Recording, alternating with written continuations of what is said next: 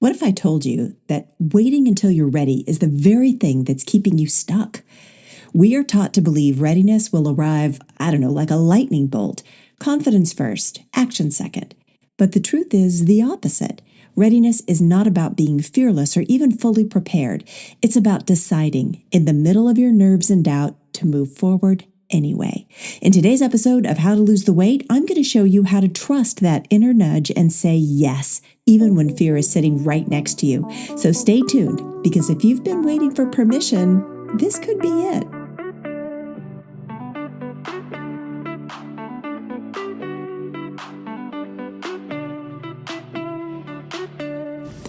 Welcome to How to Lose the Weight, the podcast for women ready to stop waiting for someday and live life now. I'm your host, Holly Toscanini, and I'm here to help you break free from perfectionism, self-doubt, and the someday mindset. Together, we'll dive into real conversations about self-trust, empowerment, and living authentically. If you're ready to reconnect with your intuition and step into your power, you're in the right place. Let's lose the weight and start living fully right now. Hello, and welcome back to another episode of How to Lose the Weight. I'm your host, Holly Toscanini. How many times have you thought, I'll do it when I'm ready? Ready to change jobs, ready to leave a relationship, ready to start painting, traveling, writing, or starting that business you've been dreaming of. We wait for readiness like it's an Uber running late. We sit there tapping our foot saying, okay, I'll go when it gets here. But the truth is, readiness rarely shows up the way we think it will. You will never feel perfectly prepared. You will never feel fearless. What you will fear is a nudge of intuition, an inner whisper that says, psst, this matters. And fear will almost always come along for the ride. So the question isn't, am I ready? The real question is, am I willing? And that's what today's episode is all about. Learning to recognize that you may already be enough, that fear doesn't mean stop, that the moment to say yes is not when your fear disappears, but when you choose to trust yourself in spite of it. And if this lands for you, if you've been waiting for the perfect moment to finally prioritize yourself, then I have something you're going to want to hear.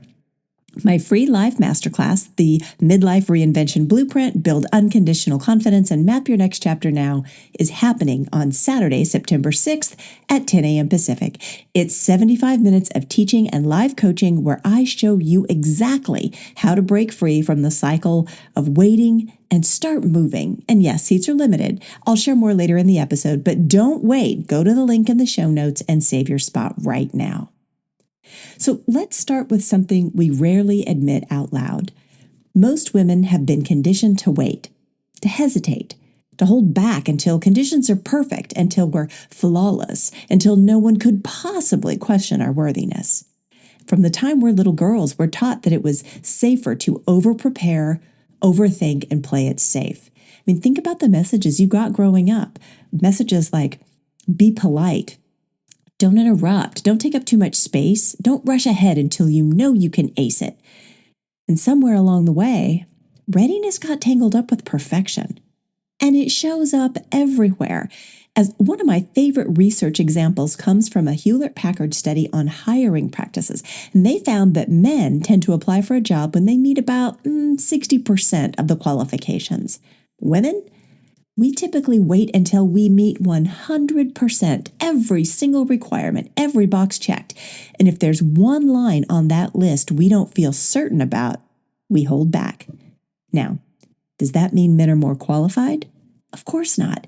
It means women have been conditioned to believe that we must be beyond reproach before we're even able to enter the room. And that readiness equals perfection. And that kind of conditioning doesn't disappear when you hit 40 or 50 even. It follows you into midlife like, heavy baggage. In fact, many of us are still living with what I call the good girl hangover. And I talked about this in the last episode. See, the good girl script told us to be agreeable, not to rock the boat or make mistakes, don't risk failure, and for God's sake, don't make anybody uncomfortable. And if you did all of that perfectly, maybe, just maybe, you'd be rewarded with approval. Now, I know that script might have served you in childhood or even early adulthood, and it may have helped you survive or even succeed in certain environments. But here's the truth. What got you here won't take you where you want to go next. And the good girl hangover, it kind of leaves a nasty residue. Fear of failing, fear of being judged, and fear of disappointing people. So what do we do when those fears kind of creep in? We wait. We tell ourselves we'll go for it when we're less scared and more prepared and when the timing is better. But waiting doesn't calm the fear, it actually feeds it. It reinforces the story that you're not ready yet, that you're somehow still lacking. And over time, that waiting morphs into self-doubt. And here's where it gets really painful. The longer we wait, the more that self-doubt hardens into a belief that maybe it is too late, that the moment has passed, that we've somehow missed our window of opportunity. I can't tell you how many women I've worked with who confess, I feel like I wasted my chance. And it breaks my heart every single time because it's simply not true. You didn't waste it. You just kept waiting for a readiness that was never going to come.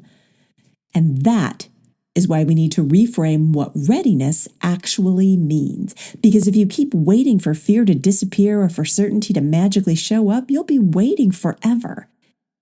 So I want to ask you, where are you still waiting for perfect readiness? I mean, is it in your career, your relationships? Is it a creative dream that you've been sitting on for decades? Is it in your willingness to finally prioritize yourself after years of putting everyone else first? Whatever it is, write it down, say it out loud, because really the first step in breaking this cycle of waiting is naming it. And here's the truth about readiness. It doesn't mean what you think it does. Most of us imagine readiness as this magical fairy tale state where we will suddenly feel calm and fearless and confident and like we have all of the resources necessary. Like we're going to wake up one morning, sip our coffee, and know with absolute certainty today is the day. No hesitation, no nerves, just a glowing sense of approval, like an angel came down and stamped ready across our forehead. But that's not how it works. Readiness is not the absence of fear. Readiness is choosing to move even when fear is still present. And the myth that confidence comes first, that you're going to feel bold and prepared and absolutely unstoppable, and then you're going to take action. But reality, it's the opposite, because confidence never shows up before the leap. It shows up after, kind of mid-leap. Confidence is built brick by brick, one small act of courageous doing it at a time. You don't feel confident and then act. You act, and then confidence grows. Think about the biggest turning points in your own life. Did you feel completely ready before any of them? Probably not. When you became a parent, went back to school, or started a new job, or left a relationship, were you fearless? Absolutely not. You were terrified. But you did it anyway. And looking back, you can see you were ready enough. And here's something fascinating. Fear and excitement feel almost identical in your body. Think about it. Sweaty palms, racing heart, butterflies in your stomach.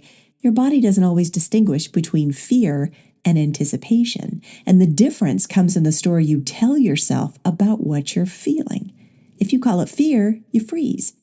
If you call it excitement, you move toward it. I've experienced this myself more times than I can count. I mean, when I launched this podcast, for example, I was scared. My inner critic was really loud.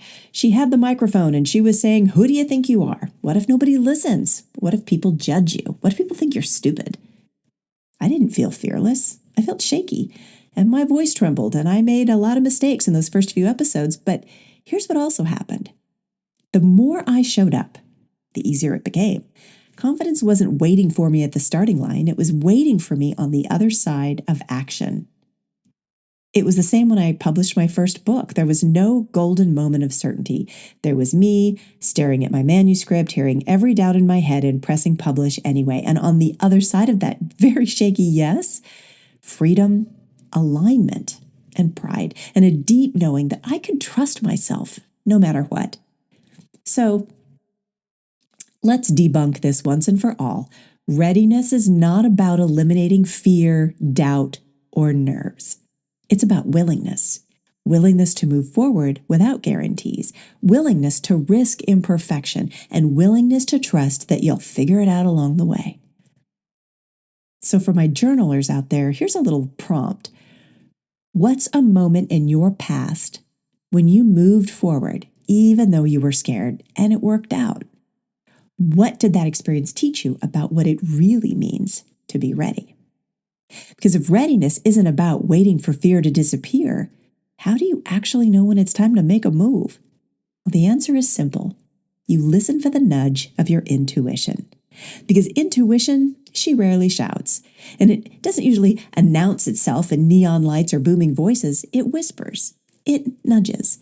It's that quiet pull towards something that just won't leave you alone, that persistent thought that circles back again and again and again, even after you've tried to dismiss it.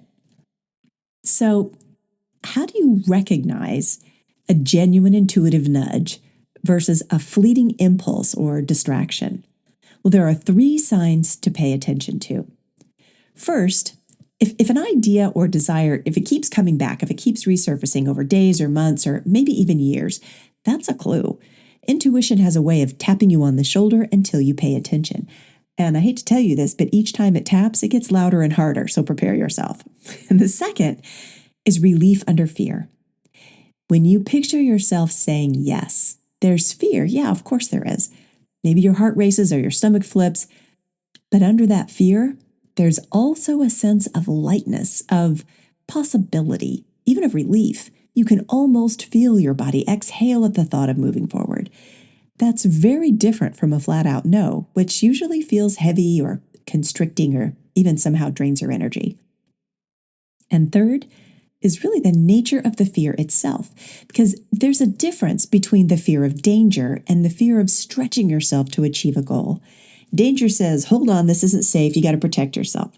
Stretching says, this is new, I'm not sure I can do it yet.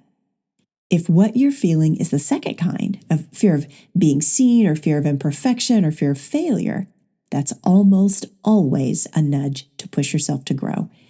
So here's a simple practice to help you really tune in.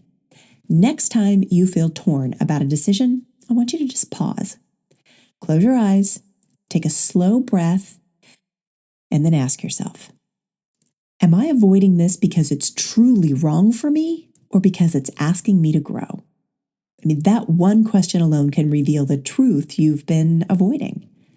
I've had clients who knew for years they wanted to leave a draining job or start a creative project, but they talked themselves out of it because of the fear. And when they finally paused and asked that question, the answer was obvious. They weren't resisting because the idea was wrong. They were resisting because it was right, and it felt scary. Intuition isn't dramatic. It's steady. It's subtle. And the more you practice listening for that little nudge, the louder it becomes. So, here's another journaling prompt. What's the nudge you've been ignoring? What's the idea, the dream, the decision that keeps circling back no matter how many times you try to push it away? And then ask yourself, what would it look like to say yes to this, even in just a small way? Because sometimes the scariest thing you can do is also the most aligned thing you can do. All right, so by now you're thinking, all right, Holly, I get it. Readiness is a myth, blah, blah, blah. Fear doesn't mean stop. Yeah. But how do I actually do it? How do I say yes when my stomach is in knots and my brain is trying to talk me out of it? Well, this is where we make it practical, because saying yes doesn't mean you have to blow up your whole life overnight. It doesn't mean you hand in your resignation, book a one-way trip to Bali and start a goat farm, unless, of course, you just really want a goat farm. Saying yes is often smaller, quieter, and far more doable than that. I like to think of yeses in 3 categories. There are tiny yeses, there are medium yeses, and big yeses, and each one matters. Each one builds momentum. So tiny yeses are the everyday choices that begin to shift your identity. They're small acts of self-trust, things like saying no to an invitation you don't actually want to take, or signing up for the art class you've been curious about. or giving yourself permission to rest without feeling guilty, or wearing that dress you love even if it doesn't check all of the sort of flattering boxes that society insists on having. Tiny yeses might seem insignificant, but they really matter because every time you take one, you're telling your nervous system, see, I can trust myself. I can handle this. Tiny yeses are confidence repetitions. Now, medium yeses stretch you just a bit more. They involve a little risk, maybe more visibility or greater investment of time and energy. So this could look like speaking up in a meeting when you'd normally stay quiet, or just kind of starting that little side hustle you've been dreaming about, or booking that solo trip you've always wanted to take, or finally having that hard conversation you've been avoiding. These yeses require courage, but they also deliver a bigger return in confidence. They show you that you're capable of more than you believed. And then there are the big yeses. These are the transformational leaps. They're the decisions that alter the course of your life, like leaving a career that no longer fits, or ending or beginning a relationship that really aligns with your truth, or moving to a new city or country, or committing to a reinvention journey like my group coaching program, The Reinvention Code. See, the big yeses can feel overwhelming if you're trying to go straight from zero to leap. And that is why the tiny and medium yeses matter so much. They build the muscle of trust so that when the time comes, you'll have the strength to make the bigger yes moves. Think of it like weight training. Nobody walks into the gym and deadlifts 300 pounds on their first day. You start with what you can lift today, and each time you add a little bit more weight, and your muscles adapt. And eventually, the thing that seemed impossible suddenly becomes the thing you can handle with strength and with grace. Saying yes works the exact same way. You don't wait for the fear to vanish. You start with what you can carry today, and over time, your capacity for courageous action expands. So here's my challenge for you this week. Pick one yes, just one. It doesn't have to be dramatic. It doesn't have to impress anybody else. It just has to matter to you. What's the smallest yes you can practice, maybe even today, that's going to move you closer to the life you actually want to live? Whatever it is, write it down, commit to it, and then do the darn thing. Because saying yes, even in the smallest way, creates momentum. And momentum is what carries you forward. So by now, you've probably already thought of something in your life that feels like it's waiting on you. Maybe it's a dream you keep postponing. Maybe it's a decision you've been circling for months, or even just the tiniest whisper that says, there's got to be more for me than this. Here's what I want you to know. If that nudge keeps showing up, if the idea won't leave you alone, you don't need to wait for perfect readiness.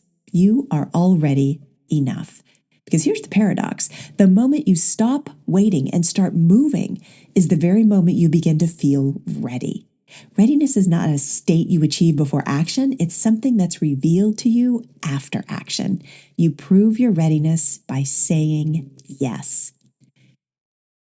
I've seen this over and over with women I work with. They'll hesitate for weeks, sometimes months, telling me, I don't think I'm ready. And then they finally take the leap. They join the class, they have the conversation, start the project, or invest in themselves. And within days, they're saying, why didn't I do this sooner? I didn't realize I was ready the whole time. See, fear doesn't mean stop. Fear means it matters. And if you can hold that truth close, you'll start to see fear as a signpost pointing you toward the things that actually matter the most. So let's pivot into action. This is your invitation to say yes, not just in theory, but in practice. On Saturday, September 6, 2025 at 10 a.m. Pacific, I'm teaching a free live masterclass called the Midlife Reinvention Blueprint. It's 75 minutes of live teaching and coaching, and it's designed to help you break through the waiting, stop second guessing, and map out exactly what your next chapter could look like. This is your chance to practice saying yes. It doesn't cost you anything except your willingness to show up for yourself.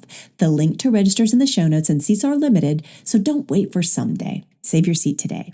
And if you already know deep down that you're ready for more, then listen closely. On September 6th, right after the masterclass, the doors to the Reinvention Code officially open. This is my 8-week signature group coaching program built for women who are ready to rewrite the rules, trust themselves again, and finally step into the life they've been putting off. So here's the choice in front of you. Keep waiting for the mythical moment of readiness, or decide that today is the day. Say yes, even if you're scared. Say yes, especially if you're scared, because the only thing standing between you and the life you want is the decision to stop waiting. So as we wrap up this conversation today, I want you to hold on to one simple truth. Readiness is not a finish line you cross. It's a choice you make. You don't need to feel fearless to move forward. You don't need every question answered or every detail figured out. You don't need the stars or planets to align before you give yourself permission. What you need is willingness. Willingness to say yes, even if it's with a shaky voice. Willingness to trust that you'll learn and adapt along the way. So here's my invitation to you. Stop waiting. Stop postponing your dreams until you've earned some mythical fairy tale badge of perfection. You are already enough as you are right now, and you can do this.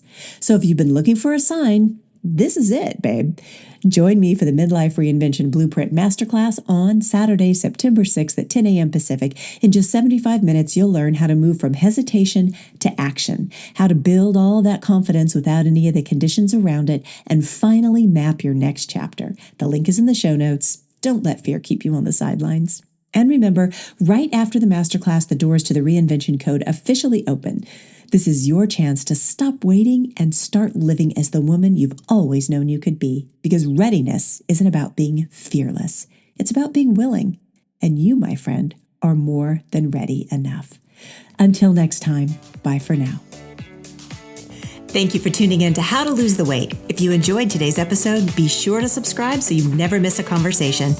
And if you found value in this episode, I'd love it if you could leave a review. It really helps the show reach more women like you who are ready to step into their power. For more insights and inspiration, follow me on Instagram at Holly Toscanini or visit hollytoscanini.com.